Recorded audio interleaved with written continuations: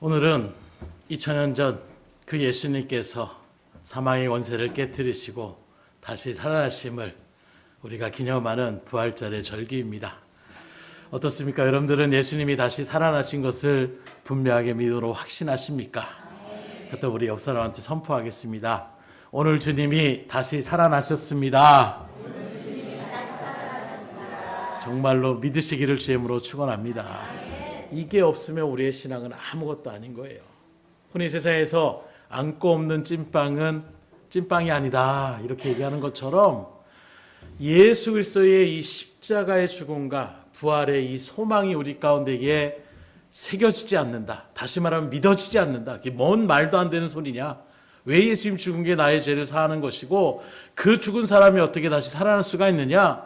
이게 믿어지지 않는다라면 우리의 신앙은 안고 없는 찐빵과 같은 거예요.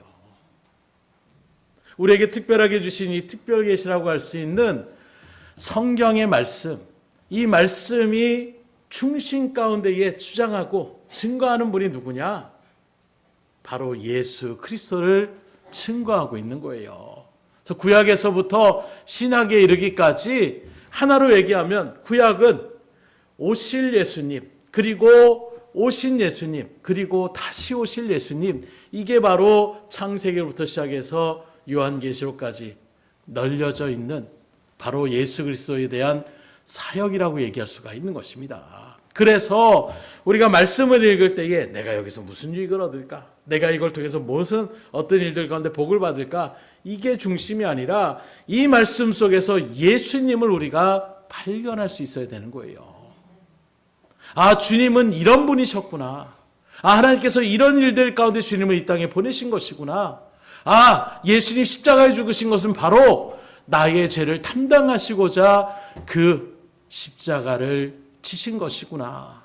예수님의 살아나심은 오늘 우리에게도 부활의 첫 열매가 되셔서 주님 앞에 거하는 우리들 모두도 죽음으로, 육신의 죽음으로 끝나는 인생이 아니라 다시금 살아나 저 영원한 하늘나라 가운데에 새로운 피조물로 그렇게 주의 은혜를 누리며 살아갈 수 있는 존재로 변화시켜 주신 것이구나. 이게 우리 가운데 새겨져야 우리의 신앙은 힘이 넘치게 되는 거예요.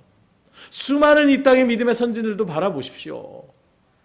그 조선시대 가운데서 머리 색깔, 눈 색깔, 언어가 틀린 그 외국인 선교사들이 들어왔을 때에 배척하며 나아갔어요. 그 배척의 일들 속에서 수많은 선교사들이 그냥 속절없이 죽임을 당하기도 하고 복음을 전하며 나가는 그 일들 가운데서 아, 이상한 사람이 뭔 얘기를 하냐고 받아들이지 않았던 그 모습. 그러나 그 속에서 정말 이 땅을 살아갈 때에 소망이 없고 사람들에게 무시당하는 그런 영혼들이 먼저 그 예수 그리스도의 복음이 무엇인지를 받아들이게 되는 거예요. 아, 나 같은 사람에게도 이러한 사랑을 베풀어 주신 분이 계시구나. 아, 나의 인생이 여기서 끝나는 것이 아니라 새로운 하늘의 소망을 우리에게 허락하여 주신 것이구나. 이게 정말로 마음 가운데에 뿜어져 나올 때에 그 입술을 통하여 그 발걸음을 통하여 복음이 확산되기 시작하는 거예요. 그리고 그 복음이 흘러서 오늘 저 여러분들에게 내려지고 여러분들이 그 복음을 또 담당할 자로 하나님 불러주셨음을 믿으시기를 주임으로 축원합니다. 그래서 성경 말씀의 가장 기본이고 가장 핵심은 바로 누구냐? 예수 그리스도라고 얘기할 수 있어요. 그리고 그 예수 그리스도의 사역의 중심이 바로 무엇이냐? 십자가라고 이야기할 수가 있는 것입니다. 그래서 오늘 본문에서 바울 사도는 이렇게 증거합니다. 십자가의 도가 멸망하는 자들에게는 미련한 것이지만 구원받는 우리, 즉 성도들에게는 하나님의 능력이 된다. 그렇다면 지금 바울 사도가 말하고 있는 십자가의 도는 무엇을 얘기하고 있는가? 말씀드린 것처럼 우리의 모든 죄를 담당하여 대속물로 그렇게 하나님 앞에 드려져서 우리의 죄를 씻어진 바 되는, 우리의 죄를 갚은 바 된 그것이 바로 십자가의 자리요. 그 십자가로 죽음으로 끝나는 것이 아니라 다시 살아나심을 통하여 부활의 첫 열매가 되셔서 오늘 우리들이 육신의 죽음으로 끝나는 인생이 아니라 하늘나라의 자녀로 하나님의 백성으로 그렇게 부름받았음을 믿음으로 확증하는 것, 이게 바로 십자가의 도라고 얘기하고 있는 거예요. 그리고 이것을 증거하며 나가는 복음 증거가 바로 우리가 전해야 될 사명임을 이야기하고 있는 것입니다. 그렇기 때문에 교회가 우리가 등대교회 이렇게 모였지만 정작 우리 등대교회가 복음을 전하는 사역을 감당하지 않는다라면 그건 포도나무의 열매가 없는 것과 똑같은 거예요. 전해지는 메시지에 예수님이 증거되지 않고 공자님이 이렇게 말씀하셨고 제가 인생을 살아보니까 이런 일들이 있으며 이렇게 여러분들 살아가면 성공할 수 있습니다. 세상의 지혜들이 여기서 난무하고 예수 그리스도의 십자가의 보혈의 공로가 우리 가운데 증거되지 않는다라면 그건 열매 없는 포도나무일 수밖에 없는 거예요. 왜냐하면 그것이 우리 기독교의 본질이기 때문인 것입니다. 그래서 유대교도 이슬람교도 어떻게 보면 하나님을 그들도 믿어요. 그러나 그들과 우리의 가장 큰 차이가 바로 무엇이냐? 예수님이 우리의 구주되심을 믿음으로 받아들이느냐 받아들이지 않느냐, 이게 차이가 있는 것입니다. 그래서 기독교라는 그 어원 자체가 그리스도교라는 것을 이야기하고 있는 거예요. 곧 우리나라로부터 복음이 증거된 것이 아니라 중국을 통하여 일본을 통하여 그렇게 복음이 증거되어지고 거기서 또 선교사들이 들어와서 복음을 전했을 때에 중국 사람들이 바라볼 때에 그리스도교입니다, 이렇게 그들이 크라이스트라고 얘기하는 그 모습을 그들의 어떤 들리는 소리로는 기독이라고 그렇게 들려지게 돼서 거기서부터 기독교라고 우리가 어원이 들어가게 되는 거예요. 우리도 중국의 그런 어떤 영향권 가운데에 한자로 시작되는 그런 문화 속에서 그래서 그리스도교라고 우리가 들어갈 수 있는 것을 기독교라고 얘기한다. 그래서 기독교라는 의미 자체가 그리스도를 믿는 종교다, 이렇게 얘기할 수가 있는 거예요. 그렇기 때문에 예수 그리스도의 십자가의 그 죽으심과 부활의 사건을 우리가 받아들이지 않는다라면 그건 기독교인이라고 이야기할 수가 없는 거예요. 이런 일들 속에서 이 땅 가운데 오신 예수님의 사역을 크게 세 가지로 우리가 구별할 수가 있는데, 첫째는 하나님의 영광을 나타내는 사역으로 예수님께서 인간이 되신 목적이 무엇이냐? 인류 구원을 위하여 이 땅에 오셨지만 그 이전에 하나님의 계시의 말씀을 성취하시게 이 땅에 오신 것입니다. 하나님의 말씀으로 선포된 그것을 완성시키시기 위하여 인간의 몸을 입고 죽기까지 순종하심으로 하나님의 영광을 들렸던 것이 바로 예수 그리스도의 사역이라고 얘기할 수가 있는 거예요.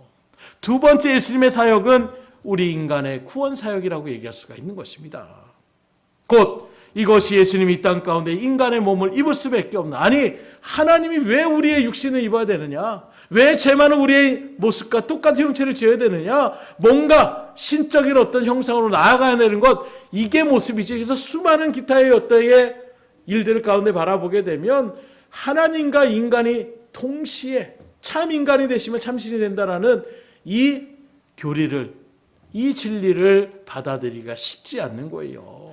기독교만의 독특한 진리인 것이고, 그런 일들의 밑바탕 가운데에 성부, 성자, 성령의 삼위일체 교리 역시도 이 세상의 그 어떤 여타의 종교에서 찾아볼 수 없는 기독교만의 독특한 그런 교리라고 얘기할 수가 있는 거예요.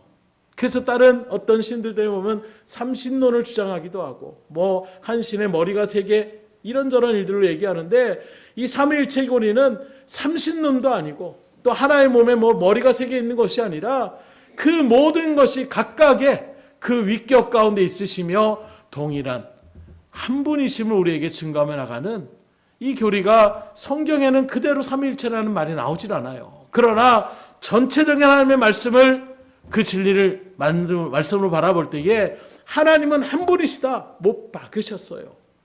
그런데 그 하나님이 이 땅에 인간의 몸을 입고 오셨다는 것을 또한 성경은 기록하고 있기 때문에, 그리고 아버지와 아들에 대한 구분은 바로 뭘 얘기하느냐? 그것은 무슨 차이가 있는 것이 아니냐? 오늘 가부장적인 우리들 가운데에 아버지가 위고 아들은 그 밑이 아니냐? 이렇게 얘기할 수가 있지만 그런 의미가 아니라, 아버지가 사람이라면 자녀도 당연히 뭐가 있습니까? 사람이라는 의미를 나타내고 있는 거예요. 그런 의미적인 것이기 때문에 삼위일체 교리를 우리가 주장하고 있는 것이고, 이것은 우리의 어떤 짧은 지혜로, 그래서 오늘 말씀에도 바라보게 되면 이거 말도 안 된다, 우리가 이해할 수 없는 걸 어떻게 받을 수가 있느냐? 하나님의 지혜를 우리가 다 통달할 수가 없는 거예요. 그러나 반드시 그때가 도래합니다. 우리가 그 하나님의 뜻 가운데에 이제 하나님의 부름을 받아서 그 영원 하늘나라에 들어갈 때에 우리가 알지 못했던 또 놀라운 하나님의 놀라운 일들을 우리가 경험할 수 있음을 믿음으로 소망하시고 끝까지 그 믿음의 날을 지키시며 하나님 맡겨진 사명을 감당해 나갈 수 있기를 주님으로 축복합니다. 그래서 주의 일들 가운데서 예수 그리스도가 이 땅에 성육신하심을 통하여 십자가의 죽으심으로 죄로 가로막혔던 하나님과 우리와의 관계를 회복시키시는 사역이 바로 예수님의 두 번째 사역이라고 얘기할 수가 있는 것입니다. 그리고 세 번째 사역은 바로 무엇이냐? 우리 인류에 대한 심판과 통치 사역을 얘기하고 있어요. 특별히 요한일서 3장 8절에 보면 이렇게 증거합니다. 죄를 짓는 자는 마귀에게 속하나니 마귀는 처음부터 범죄함이라. 하나님의 아들이 나타나신 것은 마귀의 일을 멸하려 하심이라. 그래서 예수님이 이 땅에 오신 것은 뭘 하기 위한 것이냐? 마귀를 멸하기 위해서 이 땅에 오신 거예요. 창세기부터 시작한 것처럼 여인의 후손이 그 사단의 머리를 밟고 그 사단은 그 여인의 발꿈치를 상하게 하는 것처럼 실적인 이 모든 살력, 다시 말하면 예수님이 이 땅에 오신 하나님의 영광을 드러내고 인간의 구속의 사역을 감당하고 사단을 멸하며 나가는 이 사역의 일들이 어디서 이루어지게 되느냐? 예수님의 십자가상에서 이 모든 일들이 이루어진다는 거예요. 곧 이 잔을 내게서 지나가게 없어서 그러나 나의 원대로 마옵시고 아버지의 뜻대로 되기를 원하나이다. 철저하게 하나님의 뜻에 순종함을 통하여 하나님의 영광을 돌리던 자리가 십자가의 자리요. 또 그 십자가의 죽으심을 통하여 모든 인류의 죄를 담당하셔서 우리와 하나님의 관계를 회복시킨 자리. 그래서 성소의 그 성막 가운데 있는 그 지성소를 가로막던 휘장이 위로부터 아래로 찢어졌다라고 얘기하고 있는 거예요. 하나님과 우리 가운데 막혔던 그 담이 허물어졌다라는 것입니다. 그리고 그 가운데에 사단의 권세를 주님께서 깨트려 버리신 자리가 바로 십자가의 자리인 것입니다. 결국 예수님께서 이 십자가를 지신 이유가 무엇입니까? 무엇이 예수님을 십자가를 치우게 하셨습니까? 그건 바로 인류의 죄, 저 여러분들의 죄로 육신의 정욕과 안목의 정욕과 이생의 자랑이라고 얘기할 수가 있는 거예요. 창세기에 바라보게 되면 그 죄가 들어오는 그 모습 속에서 하와가 하나님의 말씀에 불순종하며 나갈 때에 보암직도 하고 먹음직도 하고 탐스럽게 할 만하다 이렇게 얘기하고 있는 거예요. 바로 이러한 죄의 모습들을 예수님의 십자가의 길을 걸어가는 그 순간 가운데에 대표적인 어떤 사건들을 통해서 인물들을 통해서 우리에게 보여주고 있는데 요한복음 12장 6절에 보면 그는 도둑이라 돈깨를 맞고 거기 나온 것을 훔쳐감이라. 누구를 표현하고 있느냐? 예수님의 12제자 가운데 있었던 가룟 유다를 지금 얘기하고 있는 거예요. 그 가룟 유다의 그 욕심이 예수님을 은30에 팔아넘기게 되었고 그런 일들 속에서 주님은 십자가를 치시게 되는 것입니다. 또 마태복음 27장 18절에 이렇게 증거합니다. 이는 그가 그들의 시기로 예수를 넘겨준 줄 알미더라. 누구의 시기를 얘기하느냐? 그 시대의 총교 지도자들, 제사장들, 바리새인들, 서기관들의 그 시기심을 얘기하고 있는 거예요. 아니 저 나사렛 청구서 출신의 젊은 청년 때문에 우리의 위치가 흔들리는구나. 그 청년의 말 한마디에 지금 백성들이 들끓고 있고 그 화살이 그 돌만을 우리가 맞을 수 있겠구나. 이런 마음 가운데 우리가 영광을 받아야 되는데 우리들의 사람들이 존경해야 되는데 오히려 예수를 존경하고 예수의 말에 귀를 기울이고 그와 상반되고로 우리를 갖다가 사람들이 손가락질만 하는 이걸 견디지 못하는 그들의 시기심이 예수님을 거짓 증언자를 세우고 불법한 재판 가운데서 결국에는 그 빌라도의 손을 빌어서 십자가에 못 박는 일들 가운데 내세우는 것임을 우리에게 증거하고 있는 것입니다. 마가복음 15장 15절에 이렇게 증거합니다. 빌라도가 무리에게 만족을 주고자 하여 바라바는 놓아주고 예수는 채찍질하고 십자가에 못 박히게 넘겨주니라. 여기에도 빌라도는 분명히 말씀 가운데 바라보면 예수님이 죄 없으심을 알았다라고 얘기하고 있어요. 또 정치가 야신가였던 빌라도는 예수를 갖다가 지금 제사장들의 무리들이 왜 끌고 왔는지를 알고 있었습니다. 저들의 시기심 때문에 자신들의 어떤 위치를 보존하고자 하는 그런 마음으로 지금 나의 손을 빌려서 일들을 진행하려고 하는구나. 그래서 처음에는 거부하려고 했어요. 그러나 완강한 유대인들의 어떤 그런 모습들을 뒤후에 배우로 주장했던 제사장들의 그 초교들의 그런 일들 속에서 백성들이 막 외치는 그 소리에 말씀은 뭐라고 합니까? 그 무리를 만족을 주고자 하여. 정의 구현이 아닙니다. 백성들이 그러하다라면 그래 그 사람들 만족해서 강도 바라바를 놓아주라고 한다니까. 그래 바라바 놓아주고 예수님 십자가에 못 박아야지. 빌라도 역시도 자신의 위치, 자신의 주의, 바로 이생의 자랑, 안목의 정욕, 그 육신의 정욕 가운데서 벗어나지 못하는 그 죄악의 모습에 예수님을 십자가에 못 박게 죽이도록 내어주게 된 것입니다. 그리고 이것은 제사장인 무리 가룟 유다 빌라도에게만 해당되는 것이 아니라 오늘 저 여러분들 또한 육신의 욕심을 쫓아가고 이생의 자랑을 쫓아가고 이 세상을 우리가 바라보며 나아간다라면 우리는 또다시 예수님을 십자가에 못 박는 자리에 설 수밖에 없는 거예요. 절대로 여러분들은 그런 자리에 서지 않기를 주님으로 축원합니다. 바로 이러한 죄가 예수님을 십자가에 못 박히게 내어준 것입니다. 그런데 성경을 바라보게 되면 예수님이 십자가를 이렇게 지신 것이 우리의 죄 때문이 아니라고 말씀하고 있는 거예요. 더 큰 이유가 있다는 것입니다. 어떤 이유겠습니까? 로마서 8장 32절에 보면 이렇게 증거합니다. 자기 아들을 아끼지 아니하시고 우리 모든 사람을 위하여 내주시니가 어찌 그 아들과 함께 모든 것을 우리에게 주시지 아니하겠느냐. 무슨 말씀인가 하면 여러분들에게 있는 자녀들, 여러분들의 후손들이 얼마나 사랑스럽습니까? 부모들은 혹 그렇게 얘기를 합니다.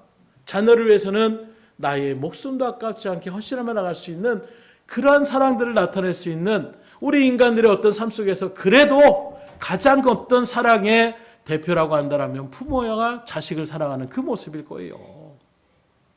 그런 모습에서 하나님은 저 여러분들을 사랑하셔서 누구를 내어주셨느냐? 하나밖에 없는 독생자 예수를 내어주셨다라고 얘기하고 있는 거예요. 왜요? 우리를 사랑하시기 때문에. 우리를 구원하시기 위해서 다른 방법이 없이 예수 그리스도를 내어주심을, 그 하나님이 그렇다면 그렇게 독생자를 내어주셔서 구원받은 저 여러분들을 갖다가 하나님 앞에서 여러분들이 무엇을 구하든지 가장 소중한 것을 이미 내어주신 하나님께서 뭔들 내어주시지 않겠느냐, 이렇게 바울은 탄원하면서 우리에게 증거하고 있는 거예요. 곧 예수님이 십자가에 죽으신 것은 우리의 죄 때문이기도 하지만 그 이전에 저놈들을 너무나도 사랑하셨던 그 하나님의 사랑이 예수님을 십자가에 내어주신 것입니다. 그러면 아니 사람을 대신해서 그렇게 한다면 왜 꼭 그러면 독생자를 못 박아야 됩니까? 왜 예수님을 그렇게 못 박아야만 됩니까? 이 세상에 정말로 파렴치한 인간들이 많이 있습니다. 예수님과 함께 섰던 그 바라바가 대신 십자가에 그렇게 못 박힘을 통하여 모든 인간의 죄를 담당하는 일들 가운데 이게 사용하시면 되는 것 아닙니까? 그럴 수 없다라는 거예요. 왜냐하면 그들은 그러한 재물의 자격 요건에 미달이기 때문인 것입니다. 곧 하나님 앞에 드려지는 그 정말로 담당할 그 재물은 흠없고 점이 없는 그런 재물이 바쳐질 수밖에 없어야 되는 거예요. 흠 많은 그 어떤 것들이 드려진 바 되더라도 그걸 통해서 저 여러분들의 죄를 담당할 수가 없기에 유일하게 흠이 없고 점이 없고 죄가 없으신 그 예수님이 온전한 제물이 되셔서 십자가의 죽음의 자리 가운데에 내어준 바 되었다라는 것이 바로 하나님의 진리의 말씀을 통하여 우리에게 선포하고 있으니, 그러기에 그 예수님만이 유일한 우리의 구원의 통로임을 믿으시기를 주님으로 축원합니다. 이런 예수님을 갖다가 이 시대 가운데서 실패자라고 매도하고 실패한 선지자라고 매도하고 그 시대 가운데 있었던 선지자라고 얘기하고 이 시대에는 내가 선지자요, 이 시대에는 내가 구원자라고 이야기하는 그 말들에 넘어간다면 이것만큼 어리석고 안타까운 것이 어디 있겠어요. 전세에 지금도 예수님이라고 증거하며 나간 사람들이 얼마나 많이 있는지 몰라요. 내가 구원자라고, 내가 그리스도라고 그렇게 사람들을 미워가고 현혹하는 이 대한민국 땅에도 얼마나 그런 사람들이 많이 있습니까?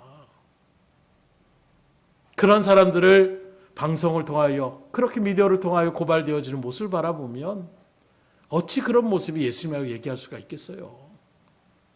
죽기까지 당하지 않아야 될 그 고난을 십자가의 자리 가운데 지셨던 그 예수의 발걸음과 이 시대의 선지자라고 얘기했던 그들은 철저하게 자기중심적으로 그 물질을 부여잡고 사람들을 피폐하게 하고 사람들을 갈취하며 나가는 그 모습이 어떻게 구원자라고 뻔뻔하게 이야기할 수가 있겠습니까? 절대로 그런 일들에 미혹당하지 않기를 주님으로 축원합니다. 오직 예수 외에는 다른 구원의 길이 없어요. 그리고 이런 일들 가운데 예수님은 십자가의 죽으심으로 다 이루었다 선포하시는 것입니다. 곧 하나님의 은혜, 그 사랑을 통하여 우리에게 주어졌던 그 죄의 모든 것들을 예수님이 죽으심을 통하여 우리의 죄를 씻어준 바 되어진 그 일들을 다 이루셨다라고 이야기하고 있는 거예요. 그래서 오늘날 우리가 교회 열심히 다녔습니다. 내가 예배 빠지지 않았습니다. 내가 열심히 기도했습니다. 내가 하나님 앞에 열심히 충성했습니다. 그러니 하나님은 딴 사람 몰라도 나만은 구원해 주셔야 됩니다. 결코 우리는 이렇게 얘기할 수 없는 거예요. 그 구원 자체가 예수님 그 하나님의 사랑으로 전적인 하나님의 은혜 가운데서 예수님의 십자가의 죽으심을 우리가 구원받았는데 거기에 우리가 이걸 추가하고 저걸 추가한들 그게 무슨 의미가 있겠어요? 이미 자녀들에게 모든 것을 줬습니다. 심지어 용돈을 갖다가 자녀들에게 뭐 그렇게 10,000원을 주고 100,000원을 줬다고 해보세요. 그 자녀들이 뭔가를 갖다가 어머니의 날, 뭐 어버이날이라고 해가지고 뭐 카네이션을 갖다가 5,000원, 10,000원짜리 그렇게 달아드렸다고 해보십시오. 그 마음은 우리가 받을 수 있지만 그 모든 것이 어디서부터 시작됐습니까? 결국에는 부모가 준 그 물질을 통하여 이루어졌던 그 모든 것들을 바라본다라면 그 모든 것들은 본질적인 것이라고 이야기할 수가 없는 거예요. 우리가 내가 열심히 예배드렸습니다. 내가 열심히 충성했습니다.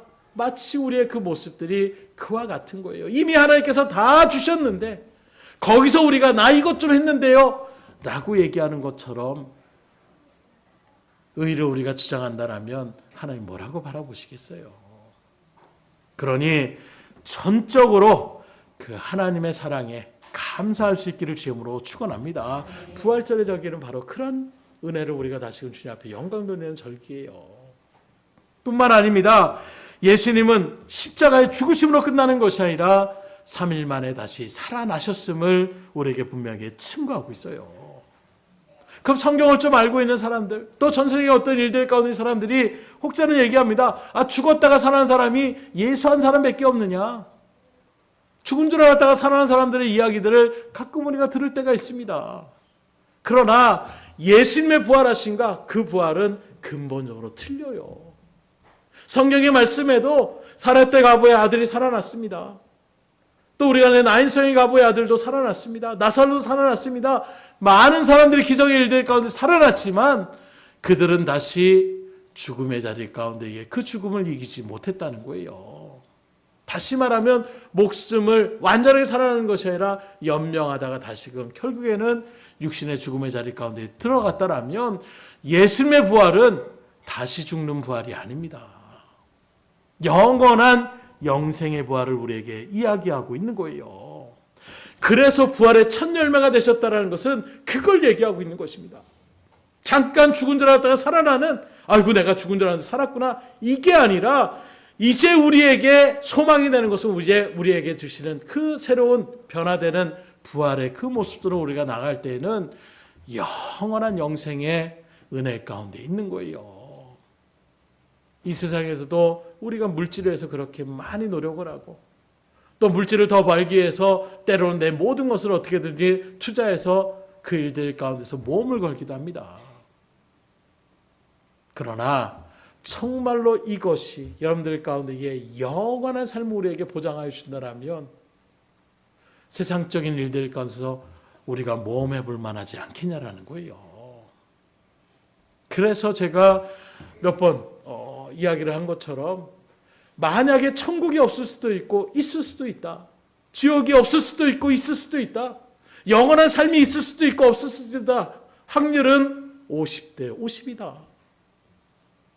만약에 없으면 다행인데 만약에 정말로 지옥이 있다라면, 만약에 천국이 있다라면 그 50% 가운데서 잘못된 그 선택의 일들로 영원한 형벌 가운데 놓여진다라면 이것만큼 후회하고 통탄할 일이 어디 있겠어요. 아이고 그것 때문에 내가 교회 놀러 가야 되는데 교회 나가고, 그것 때문에 내가 말씀 드려야 되고, 그것 때문에 또 여러 가지 일들 가운데 헌신하고 봉사해야 되고, 그 가치를 모르니까 우리가 그렇게 이야기를 하고 있는 거예요. 영원한 영생과 영원한 형벌 가운데 있는 그것이 얼마나 두렵고 떨리는 것이고 얼마나 우리 가운데 축복인지를 우리가 믿음으로 분명하게 안다라면 그건 비교할 수가 없는 거예요. 그래서 바울은 그걸 경험했기 때문에 담대하게 얘기합니다. 내가 지금 잠시 잠깐 나가는 고난과 이후에 누릴 영광과 비교할 수 없다라는 거예요. 여러분들에게 그런 믿음의 체험이 있을 수 있기를 주님으로 축원합니다. 그때 우리가 신나게 주의 일들을 감당해 나갈 수 있는 거예요. 이 땅 가운데 수많은 믿음의 순교자들도 그것 때문에 내가 육신의 죽음으로 끝난다라면, 아니 이것만큼 손해받는 것이 어디 있겠어요. 내가 예수 믿고 잘 되려고 했더니 이것 때문에 내가 억울하게 이렇게 죽는다라면 나 예수 안 믿겠습니다, 이렇게 이야기했던 사람들도 있는 것입니다. 그러나 끝까지 그 자리에서도 주님을 부인하지 않고, 주님도 나를 부인하지 않는데 내가 어떻게 주님을 부인합니까? 그 죽음의 자리를 그대로 순교함을 나갔던 그 영혼들은 하늘의 소망을 품었기 때문에 갈 수가 있는 거예요. 여러분들에게도 그 부활의 소망이 다시금 이 부활절기를 통하여 분명하게 새겨질 수 있기를 주님으로 축원합니다. 그래서 하나님의 은혜 가운데 거듭난 믿음의 성도, 그래서 이것이 바로 중생이요 거듭났다라고 이야기하고 있는 거예요. 이전과는 다른 존재로 여러분들이 변화시켜 주셨다는 것입니다. 예수 그리스도의 그 십자가의 은혜로 우리를 변화시켜 주셨다는 거예요.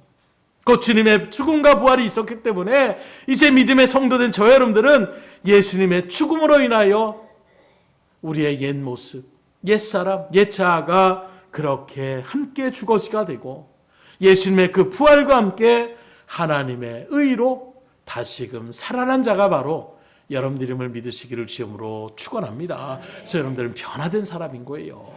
그래서 이전과 우리의 마음의 자세가 틀려지는 것입니다. 우리의 생활 패턴이 틀려지는 거예요. 이전에는 세상이 전부자고 나갔던 그 모습에서 이제는 이웃들을 넉넉한 마음으로 오히려 섬겨주며 겸손함으로 나아갈 수 있는 하늘의 소망을 품은 자에게 넉넉함으로 나아갈 수가 있는 것입니다. 자기 중심으로 나갔던 그런 마음들이 깨어지게 되기 시작하는 거예요. 그래서 아이들도 바라보세요. 집안에서 3살, 4살 때까지 그렇게 있다가 이제 유치원이라는 이런 곳으로 이제 어린이집을 보내게 됩니다. 거기서부터 사교성을 배우게 되는 거예요. 늘 부모로부터 아이고 우리 똥강아지, 아이고 우리 새끼 하면서 이렇게 귀여움받다가 나가다 보니까 자기만 하는 것이 아니라 어떤 공동체에 나타난 여러 가지 일들을 배우게 되는 것입니다. 거기서 배려를 배우게 되고, 거기서 인간관계를 배우게 되고, 거기서부터 점점 뛰어나게 되는 거예요. 아이들의 시선과 이제 성숙한 어른들의 시선은 그 보는 시야가 틀리는 거예요. 아이들은 오늘 숙제 안 해가면 어떻게 선생님한테 맞을까?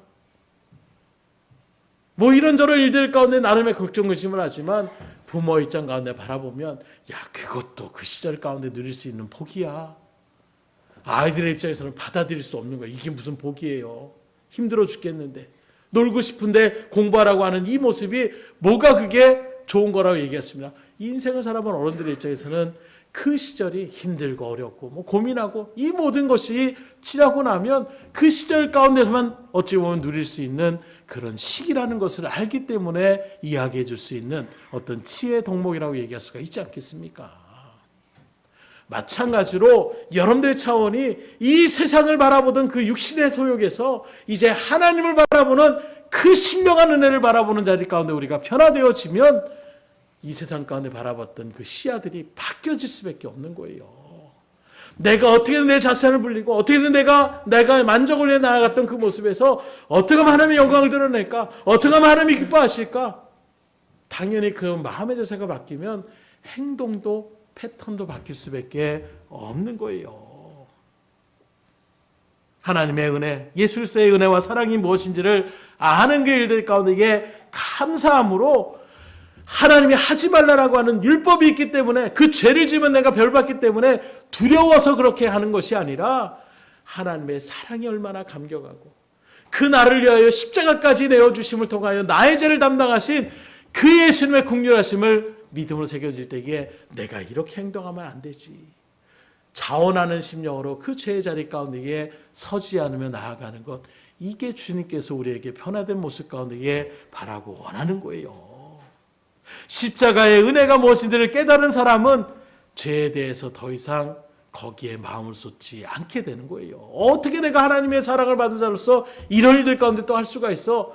이렇게 반응하며 나가는, 이것이 바로 주의 말씀 앞에 순종하며 나가는 믿음의 발걸음을 얘기할 수가 있는 것입니다. 바로 이것이 거듭난 성도가 거룩한 삶을 살아가는 과정의 모습, 오늘 저희들이 지금 걸어가고 있는 과정이 바로 그와 같은 자리 가운데 서야 되는 거예요. 그러니 다시금으로 들어가서 하나님이 우리에게 예수를 주셨던, 예수를 십자가에 내어주셨던 그 사랑과 긍휼과 그 십자가의 은혜가 무엇인지 우리가 알지 못하는 가운데 신앙생활하면 피곤할 수밖에 없어요. 내 시간 뺏기는데, 내 물질이 손해가 되는 것 같은데, 내 마음이 괴로운데, 내 중심으로 여전히 똘똘 뭉쳐진 그 마음 속에서는 우리가 기쁨으로 신앙으로 나아갈 수가 없는 거예요. 그 하나님의 사랑이 무엇인지를 내가 정말 심령 가운데서 그걸 깨닫게 될 때에 뭘 할까요, 주님? 이걸 해도 즐겁고 저걸 해도 하나님 앞에 불평이 나오지 않고 하나님 앞에 감사의 고백이 나오는 이런 믿음의 자리 가운데에 여러분들이 다시금 설 수 있기를 주님으로 축원합니다. 그래서 성령의 은혜를 체험하게 되면, 믿음의 의리 가운데 선물로 확 하나님의 은혜를 주어지게 되면, 그러면 절로 그 마음이 생기게 되는 거예요. 아직 난 그런 마음이 든 적이 없습니다 하는 분들은 하나님 나에게도 성령의 은혜를 체험케 하여 주시옵소서. 충만함의 은혜가 무엇인지를 알게 하여 주시옵소서. 기도하시고 그 은혜를 체험할 수 있으셔야 돼요. 왜요? 제가 체험해 보니까 신앙생활하는 것이 틀려져요. 시각이 틀려져요. 억지로 저도 늘 말씀드리잖아요. 저도 어렸을 때부터 또 목회자의 가정의 자녀로서 살아간다는 것이 그렇게 좀 녹록한 삶이라고 이야기할 수 없습니다. 물론 뭐 어떤 일들 가운데 있지만 어쨌든 간에 뭘 행동을 하더라도 너 목사님 아들이 그러는데 이 소리가 정말로 듣기 싫은 그런 시대가 있는 거예요. 예배는 드리고 있지만 예배 자리에 앉아 있는 것이 그냥 부모의 말에 순종함으로 앉아는 있지만 마음 가운데 기쁨은 없는 거예요. 빨리 끝나서 친구들하고 놀아야 되는데 이 마음이 가득한 것입니다. 그런데 그 마음 가운데 은혜를 체험하게 되니까 그렇게 하나님의 말씀을 듣는 자리가 은혜가 넘치게 되는 거예요. 기도하며 찬송하며 나가는 그 자리가 정말로 그 어떤 자리보다 나에게 큰 기쁨이 되는 것입니다. 그걸 스스로 제가 체험하면서 놀라는 거예요. 아니 정말로 물놀이 하는 것을 아실 거예요. 저는 갈때 뭐 3시간, 4시간 뭐 하루 종일 놀라고 해도 물속에서만 놀 정도로 그렇게 물을 좋아하는데, 가족여행을 가서 그렇게 물놀이를 하는데도 예배 시간인데 하나님 말씀 들어야 되는데 기도해야 되는데 그 순간에 내 스스로의 그 마음을 제가 보면서 깜짝 놀랐어요. 이것이 은혜구나. 이것이 하나님의 은혜를 체험한 사람들의 마음의 자세구나. 하나님께서 선명하게 저에게 알려주셨던 것 같아요. 여러분들도 다시금 내가 정말로 신앙생활하는 게 왜 이렇게 힘들지? 의심이 들고 지치고 여러 가지 일들 가운데 있다라면 다시금 성령의 충만함의 은혜를 소망하시고 성령의 충만함을 덧입을 수 있기를 주님으로 축원합니다. 그래야 우리의 신앙이 힘이 생기기 시작하는 거예요. 지식 아무리 쌓아봐야, 아무리 예배의 자리 가운데 앉아 있어봐야 그것 때문에 우리가 만족감을 얻는 게 아니에요. 하나님의 은혜를 우리가 체험할 때에 우리가 정말로 만족감을 가지고 주님 앞에 믿음으로 나아갈 수가 있는 것입니다. 그건 아무리 얘기해도 경험한 사람들은 아실 것이고 경험치 못한 사람들은 이해가 잘 되지 않는 부분이에요. 그래서 제가 하고 싶은 말은 경험을 꼭 하시라는 것입니다. 해도 되고 안 해도 되는 것이 아니라 꼭 하셔야 되는 것을 여러분들 생각하셔서 성령의 충만함의 은혜가 무엇인지를 경험해 달라고 부르짖어야 돼요. 간절함을 나가셔야 돼요. 대충 한다라고 하나님이 주시지 않더라고요. 그렇게 대충대충 주면 우습게 여기더라고요. 하나님 우리를 우리보다 더 잘 알고 계시는데 우리가 간절함을 나갈 때 하나님은 그때 복을 주시는 것입니다. 그 감격은 이루 말할 수가 없는 거예요. 그래서 막 배가 부른데 그런 일들 속에서 여기 쪼꼬레 더 먹으세요. 됐어 이제 안 먹어요. 이런 분위기가 똑같은 거예요. 정말 굶주려가지고 너무 먹고 싶은데 그 일들 가운데 사탕 하나를 주더라도 감사합니다 받을 수 있는 것. 그 마음의 자세와 같더라고요. 성령의 충만함도 내가 갈급해서 정말로 하나님만 그 은혜를 체험하고 싶을 때에 은혜를 주실 때에 우리가 그것을 잊지 못하고 이렇게 평생에 가서 증거하며 나갈 수 있는데 내가 별로 줘도 그만 안 줘도 그만하는 이런 마음 가운데 있을 때 은혜를 부어주셔봐야 전혀 그 일들 가운데 감사함이 나타나지 않는 거예요. 결국에 하나님은 이 모든 성도의 거룩함의 자리, 변화된 모습, 이것이 바로 예수님의 십자가를 통해서 이루어진 사역임을 우리에게 분명하게 증거하고 있어요. 그러기에 십자가의 죽으심이 없다라면 부활도 없는 것입니다. 죽지 않았는데 부활할 필요가 뭐가 있겠어요. 계속 살아가면 되는 거죠. 그래서 고난주간이 우리 가운데 중요한 주간이라고 얘기할 수가 있는 거예요. 십자가에 내가 죽어져야, 예수님과 함께 십자가에 못 박아져야, 나의 욕심과 옛자아가 그 옛사람이 그 죄가 못 박아져야 부활의 이 새벽 가운데에 주님이 부활하셨다라고 우리가 감격하며 주님 앞에 영광 돌리며 나갈 수가 있는 것입니다. 그러니 이 부활하시고 승천하신 주님께서 다시금 이 땅 가운데 심판해 주러 오실 때가 있음을 우리에게 증거하고 있어요. 그러니 여러분들의 이 육신의 삶이 영원하지 않은 것 제가 굳이 얘기하지 않아도 다 압니다. 그런 모습에서 우리에게 분명한 심판이 있고 영원한 형벌이 있고 영원한 영생의 삶이 있는데 이걸 여러분들이 전해야 될 사명이 바로 십자가의 도를 증거하는 사명, 다시 말하면 전도의 사명이라고 이야기할 수가 있는 것이고, 이것이 교회에 교회되게 하는 본질이며 성도가 성도됨이라고 이야기하며 나갈 수 있는, 내가 그리스도인이라고 담대하게 증언하며 나갈 수 있는 본질이라고 이야기할 수가 있는 거예요. 역으로 얘기하면 그리스도의 이 십자가와 부활이 없이 우리가 나아간다면 그 교회는 있어야 될 곳이 아닙니다. 예수님의 십자가가 증거되어지지 않고 예수님의 부활이 증거되지 않는다면 그건 교회가 아니에요. 무성한 이 튼튼한 가지만을 자랑하고 우리 교회가 규모가 이렇게 하고 우리가 이런 사업을 하고 이런저런 일들 가운데 섰다라는 아무런 자랑을 하더라도 그건 무성한 잎이 가득한 무화과 나무일 수밖에 없는 거예요. 결국에는 어떻게 됩니까? 불쏘시개로 그 땔감으로 불에 타 없어질 그런 자리매김 가운데 설 수가 없는 것입니다. 그러니 여러분들은 그 십자가의 도를, 예수님의 부활을 정말로 믿음으로 분명하게 확증하시고 증거자의 삶을 살아갈 수 있기를 주님으로 축원합니다. 말씀을 드리려고 합니다. 오늘 본문에서 바울 사도는 방금 말씀드렸던 이 십자가의 도가 유대에게는 거리낌이 되고 헬라인에게는 미련한 것이지만 부름받은 믿음의 성도 그리스도인들에게는 그가 유대인이건 헬라인이건 믿는 우리에게는 십자가의 도가 능력이 된다, 이렇게 선포하고 있어요. 그 능력이 무엇이라고 말씀드렸습니까? 앞서 말한 것처럼 거듭난 믿음의 성도가 거룩한 삶을 살아가는 우리의 삶의 어떤 변화된 그런 모습이라고 할 수도 있지만, 더 근본적으로 얘기하면 예수 그리스도의 복음을 증거하며 나가는 복음 증거의 사명이라고 이야기할 수가 있는 거예요. 다시 말하면 십자가에 못 박히신 그 예수님, 그 부활하신 주님을, 그리고 다시 이 땅 가운데 오실 그 주님을 증거하며 나가는 전도의 능력이 바로 십자가의 도를 통한 능력이라고 이야기할 수가 있는 것입니다. 그래서 복음을 증거하는 것은 내 뜻대로 되는 것이 아니에요. 하나님의 능력이 우리 가운데에, 성령의 권능이 임할 때에 우리가 탐대하게 복음을 증거하며 나갈 수가 있는 거예요. 예수 그리스도가 우리의 죄를 짊어지고 그 대적의 능력을 깨뜨리신 것은 바로 십자가의 자리라고 말씀을 드렸습니다. 따라서 우리 믿음의 성도들, 또 이 세상의 사람들이 죄와 사탄으로 구원받는 그 유일한 길은 십자가 외에는 없는 거예요.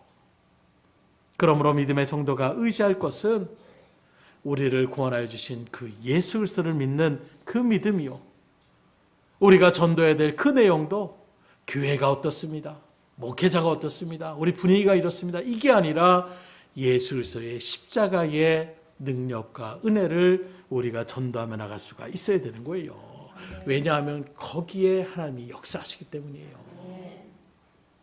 어떤 사람의 보여지는 모습으로 데리고 올 수 있습니다. 그러나 그 믿음을 주시는 것은 하나님께 달려있는 거예요. 그 하나님은 우리의 어떤 감언이설로 나가는 것이 아니라 정말로 예수 그리스도의 그 보혈이 어떤 것이고 그 십자가의 은혜가 어떤 것인지를 선포하는 그 선포 가운데에 전도의 능력, 성령의 능력을 우리에게 역사하여 주시기 때문인 거예요. 그렇기 때문에 오늘 말씀에도 27절에 뭐라고 하고 있습니까? 하나님의 말씀 가운데 비춰보게 되면 그러나 하나님께서 세상에 미련한 것들을 택하사 지혜 있는 자들을 부끄럽게 하려 하시고 세상에 약한 것들을 택하사 강한 것을 부끄럽게 하려 하시며 이렇게 얘기하고 있습니다. 또 20절에도 지혜 있는 자가 어디 있느냐, 선비가 어디 있느냐, 이 세대의 변론가가 어디 있느냐, 하나님께서 이 세상의 지혜를 미련하게 하신 것이 아니냐. 하나님의 지혜가 있어서는 이 세상이 자기 지혜로 하나님을 알지 못하므로 하나님께서 전도에 미련한 것으로 믿는 자들을 구원하시기를 기뻐하셨도다. 그래서 전도에 미련한 것으로 사람들은 아유 저게 무슨 소리야, 뭔 예수를 이렇게 사람들이 미련하게 바라보는 여러분들의 그 복음 증거의 발걸음을 통하여 하나님이 기쁨을 누리시고 그 영혼들을 구원의 자리 가운데로 인도하신다라고 우리에게 친구하고 있는 것입니다. 그럴 세상의 어떤 일들 가운데 우리가 얘기하고 있지만 우리는 말씀대로 나가시면 되는 거예요. 미련해 보일지라도 여러분들이 증거하는 그 선포를 통하여 하나님이 역사하신다라면 그 하나님을 의지하며 우리가 나가셔야 되는 것 아닙니까? 그래서 바울도 그 아덴에 가서 아이고 철학의 도시들 똑똑한 사람들이 막 깔려있는 이곳에서 예수님 믿고 구원받으세요 이렇게 얘기했다는 사람들이 뭐 밑도 끝도 없는 그 말에 받아들이지 않을 것이다. 그래서 하나님이 어떤 분이시를 막 장황하게 설명합니다. 천지를 창조하시고 우주 만물 가운데서 그 사람들이 좋아하는 그 헬라적인 문법과 언어로 그들에게 예수님을 증거하려고 나갔는데 사람들의 반응은 어떻게 하느냐. 잠깐은 길을 기울인 것처럼 보였지만 결국에는 주님을 영접하지 않더라는 거예요. 구원의 역사가 일어나지 않더라는 것입니다. 그때 바울은 깨달은 거예요. 이런 말씀들을 바울이 그래서 증거하는 것입니다. 아, 나의 지혜로 되는 것이 아니었구나. 나의 어떤 언변으로 되는 것이 아니라 전도의 미련한 그 선포, 하나님의 말씀을 의지하고 성령을 의지하며 나가는 그 담대한 선포 가운데 하나님은 역사하시는 것이구나. 그 다음의 일을 하나님이 하시는 것이지 내가 그것 때문에 내가 열심을 하다 보니까 바울이 어떻게 합니까? 장황하게 철학적인 어떤 사유를 가지고 증거했는데 받아들이지 않으니까 그 다음에 거기서 자괴감이 드는 거예요. 두려움이 생기는 것입니다. 내가 이렇게 해서 무슨 사역을 할 수 있어? 스스로의 자존감이 완전히 무너지는 거예요. 왜요? 자기가 그런 일들 가운데 하면 기대치가 있는 거예요. 그러다 보니까 그 기대치 못 미칠 때에 사람들은 주저앉습니다. 그러나 하나님께 맡기는 것은 우리의 마음을 그만큼 털어낼 수 있는 거예요. 내가 해야 되는 것이 아니라 나에게 맡긴 사명은 전도하는 데까지 있는 것입니다. 복음을 증거하는 것까지 있는 거예요. 예수님은 분명히 십자가의 죽으심부터 우리의 죄를 담당해 주셨고 부활하심을 통하여 우리에게 영생의 은혜를 보증하여 주신 분이 바로 예수님이십니다. 그 예수를 믿으십시오. 그럼 여러분들도 구원받습니다. 우리는 거기까지만 증거하면 그럼 하나님이 여러분들의 그 모습을 기뻐하신다는 거예요. 아이 잘했다. 하나님 칭찬하신다는 것입니다. 그런데 우리는 거기서 욕심을 더 내려고 하는 거예요. 억지로 어떻게든 끌고 오고 억지로 이렇게 나아가서 그리고 그 일들 가운데에 가만히 있는 것이 아니라 또 어떻게 합니까? 아이 그렇게 하면 전도가 안 돼. 나처럼 끝까지 붙잡고 늘어져야지. 그걸 그냥 그렇게 한다고 나 또 사람을 평가하고 비판하는 자리로 나가야 돼. 왜요? 내 능력의 수고가 나도 모르게 거기에 깔려 있는 거예요. 하나님을 전적으로 의지하며 나갈 수 있기를 주님으로 축원합니다. 하나님이 해주실 때 역사가 일어나는 거예요. 그래서 그 하나님의 지혜를 간구하고 그 능력을 간구하며 나갈 때에 하나님은 우리에게 또 그대로 나는 보고만 그래 아무것도 안 한다. 그게 아니에요. 하나님께서 성령의 감동감을 주시는 것입니다. 때로는 병자를 향하여 담대하게 선포케 하여 주실 때도 있는 거예요. 때로는 그 모든 일들 가운데 있는 복을 빌어줄 수도 있는 것이고 여러 가지 다양한 일들 가운데에 하나님은 다양하게 역사하여 주시는 것입니다. 이는 무엇이냐? 나의 열심으로 되는 것이 아니라 하나님의 말씀을 의지하며 나아갈 때에 역사하여 주신다는 거예요. 이런 모습에서 오늘 유대인들은 표적을 구했다라고 얘기하고 있는 거예요. 그러면서 그들은 십자가가 거리끼는 것을 얘기하고 있는 것입니다. 왜 그렇습니까? 바로 율법의 행위를 강조했던 그들, 그래서 누구보다도 나는 도덕적으로 깨끗하다, 하나님 앞에 나는 흠이 없는 사람이다, 이렇게 주장하는 그들은 스스로의 공로를 그렇게 구원의 어떤 증거로 그렇게 생각하며 나갔던 그들에게 십자가는 거리낌의 상징일 수밖에 없는 거예요. 나의 공로를 부정하는 자리가 되는 것입니다. 십자가에서 그리스도께서 유대인들에게 이렇게 말씀하는 것좀 드릴 수가 있는 거예요. 어떻게 말씀하느냐? 나는 너희들의 죄 때문에 여기에 매달려 있다. 너희들의 죄 때문에 내가 죽었다. 만약 내가 스스로 구원할 수 있다면 내가 여기에 달려 있을 필요가 없는 것이다. 그러니 그들의 마음 가운데서 양심을 찌르는 이 소리에 거리낌이 될 수밖에 없는 것입니다. 그러기에 이 십자가와 도가 그들에게 들려올 때 그들이 취할 수 있는 건 두 가지예요. 첫째는 자기 자신의 의로움을 부인하고 감사함으로 예수님을 영접하거나, 자랑스럽게 자기의 의, 자기 자랑에 매달려서 그리스도 안에서 하나님의 자비로운 그 은혜의 복음의 제안을 거절하는 것입니다. 이걸 둘 다 할 수 없기 때문에 믿지 않은 유대인들에게는 십자가가 거리낌이 될 수밖에 없는 거예요. 이런 유대인과 달리 또 헬라인들은 어떻게 맙니까? 지혜를 구하는 자들로 스토아 학파, 그 시대의 에스크로스 학파라고 여러 가지 철학적인 학파들이 철학적인 신학적인 논쟁들을 갖다가 우주의 탄생은 어떻게 됐느냐, 사람은 어디서부터 시작되느냐, 이런 사유를 갖다가 나름의 철학을 통하여 여러 가지 일들 나타나는 그들 가운데서 아무리 지혜를 구해도 하나님을 알 수가 없는 것입니다. 오히려 그들에게는 십자가에 매달려 죽은 그런 무능한 신을 갖다가 메시아로 구원자라고 믿는다라는 그 기독교인들이 미련하게 보일 수밖에 없는 거예요. 결국 이 두 가지를 정리하면 유대인은 율법주의자, 도덕주의자를 대표하는 사람들이고 헬라인은 지혜자를 대표하는 사람들로 그런 그들에게 십자가의 도는 거리낌이 된 것이고 미련한 것으로 보일 수밖에 없다고 얘기하고 있는 것입니다. 그리고 이것은 오늘날에도 마찬가지예요. 이 시대에도 도덕적이나 윤리론자들은 또 지성인들을 자신의 지혜를 나타내는 그 논리로 하나님을 알지 못하고, 그러니 예수 그리스도를 그렇게 거리끼며 미련하다라고 무시하며 받아들이지 않는 이런 모습들이 우리 가운데 점점점 확산되어지고 있지 않습니까?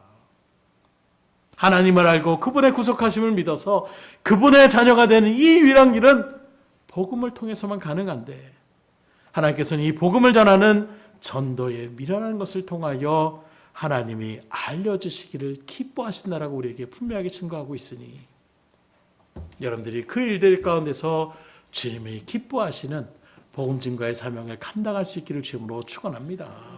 오늘날 교회가 힘을 잃어버렸어요. 교회가 무너지고 있습니다. 왜 이런 일이 벌어집니까? 능력 있는 삶 가운데 서지 못하고 기쁨과 평안을 누리지 못하는 이런 일 가운데 서는 이유가 바로 무엇이냐? 복음을 잃어버렸기 때문인 거예요. 이 복음의 중심 가운데 서서 하나님의 은혜를 우리가 아는 그 믿음의 일들로서 영혼을 긍휼히 여기며 그 영혼에게 복음을 증거하고자 하는 그 열정은 사라져버리고 우리끼리의 교제, 우리끼리의 어떤 삶의 모습, 나만의 어떤 구원의 만족, 나의 삶의 어떤 자리 가운데 있는 그 만족감으로 우리가 나아가고 있을 때에 교회는 힘을 잃을 수밖에 없는 거예요. 교회의 규모를 자랑하고 어떤 우리의 삶적인 질적인 어떤 그 수준을 자랑하며 나아가는 이런 모습 속에서 복음의 능력은 나타날 수가 없는 것입니다. 그리스도의 십자가, 그 예수님의 죽음과 부활, 그리고 이 땅에 다시 심판해 주러 오심을 우리가 증거하지 않고 그저 세상의 학문, 이 세상에서 성공할 수 있는 법, 우리가 하나님의 복을 누릴 수 있는 것, 축복을 받을 수 있는 법, 이런 것들만을 전한다라면 그 일들 속에서 하나님의 역사는 일어날 수가 없는 거예요. 유럽의 교회가, 저 미국에 있었던 교회들이 무너졌던 그 대표적인 일들도 다 거기에 있었습니다. 어느 순간에 예수님의 십자가 보혈, 아이 진짜 그만 얘기해도, 아이 그 얘기하는 건 고리타분한 얘기 그만하시고 시적으로 우리의 삶 속에 있는 그 삶의 어떤 방향들을 제시해달라는 이런 모습. 그래서 차 한 잔을 마실 때에 우리가 어떤 손으로 들고 어떻게 온도를 끓이며 이런 일들이 실질적으로 영국의 그 유럽의 교회들이 몰락할 때에 강단에 서서 목회자들이 복음을 전하는 것이 아니라 그런 일들의 모습들이 증거되어지는 그 모습에서 유럽의 교회들이 다 무너질 수밖에 없었던 거예요. 그러니 오늘 다시금 이 말씀의 은혜 가운데서 우리 등대교회가 또 이 땅에 세워진 교회들이 다시금 복음을 증거하며 나가는 믿음의 자리 가운데 굳건하게 섬으로, 지금도 총선을 통하여 우리가 얘기하고 있지만 믿음의 성도된 우리들이 논쟁을 벌이는 자리에 서는 것이 아닙니다. 우리 장로님이 기도한 것처럼 간절한 우리가 기도문으로 나갈 수밖에 없는 거예요. 기도의 능력을 믿으세요. 하나님 앞에 간절하게 나아가 보세요. 그런 모습에서 교회 안에서조차도 제1야당, 정의당 이렇게 저렇게 해가지고 여당 야당이 해가지고 그 교회 안에서 성도들끼리 또 화를 내면서 얘기하며 나가는 이런 모습을 나타내고 있다면 하나님이 어떻게 바라보시겠습니까? 오히려 세상이 그렇게 싸우고 있는 모습을 우리가 불쌍히 여기며 그 영혼을 하나님 앞에 의지하며 나가는 기도의 자리에 서는 것이 정말로 믿음으로 하나님의 능력을 아는 성도의 바른 신앙의 자리라고 이야기할 수가 있지 않겠습니까? 그러니 이 예수님의 십자가를 날마다 찬송하며 보혈의 능력 안에서 복음을 증거하는 일들 가운데 열심을 다함으로 하나님의 기쁨이 되고 영혼을 살리며 나아가는 그 능력의 자리 가운데 여러분들이 자리매김할 수 있기를 주님으로 축복합니다. 기도하겠습니다. 하나님 감사합니다. 2000년 전 주님께서 죽음의 권세를 깨뜨리시고 다시금 살아나신 이 부활절기, 그러게 우리 기독교는 죽음의 종교가 아니라 살아있는 종교요, 삶의 종교요, 영혼을 죽이는 종교가 아니라 영혼을 살리는 종교가 되는 놀라운 복음을 증거하며 나갈 수 있는 은혜를 우리에게 허락하여 주셨음에 감사를 드립니다. 그런데 정작 우리들은 그 능력의 복음을 받았음에도 불구하고 그 복음을 전하며 나갈 수 있는 특권을 우리에게 주셨음에도 불구하고 정작 우리가 그 하나님의 사랑을 알지 못해서, 그 십자가의 보혈의 공로가 어떤지를 알지 못해서, 우리를 향한 그 하나님의 뜨거운 은혜가 무엇인지를 알지 못해서 정작 복음을 부끄러워하고 있다라면, 복음을 전하지 못하고 있다라면 어떻게 그것이 믿음의 길을 걸어가는 우리의 모습이라고 이야기할 수가 있겠습니까? 어느 순간에 인본주의적인 이 세상에 들끓는 사람 중심으로 나가는 그 모든 일들 속에서 어느 순간에 교회가 무너져가고 있습니다. 나의 삶의 윤택함을 위하여 나에게 손해가 되는 일들을 하지 않으려고 하는 그 어떤 사회적인 그런 변화의 주류 가운데에 교회도 여지없이 거기에 영향을 받고 있는, 그러나 다시금 이런 때일수록 우리가 주님의 은혜를 사모하며 나아갈 때에 성령의 권능을 우리에게 허락하여 주시고 성령의 충만함을 덧입어서 진정으로 우리가 다른 박지로 말하는 믿음의 자리를 이탈하지 않고 하나님의 기쁨이 되는 전도의 미련한 발걸음 가운데 쓰임받기를 소망하며 나갈 수 있는, 그리고 그 일들을 순종으로 나가서 하나님 앞에 큰 기쁨을 주며 놀라운 구원의 역사들을 체험하며 나갈 수 있도록 하나님 우리를 붙잡아 주시고 역사하시고 주의 은혜 가운데 마음껏 사용하여 주시옵소서. 모든 것을 주님 앞에 의탁드리오며 예수의 손 받들어 기도드렸사옵나이다. 아멘.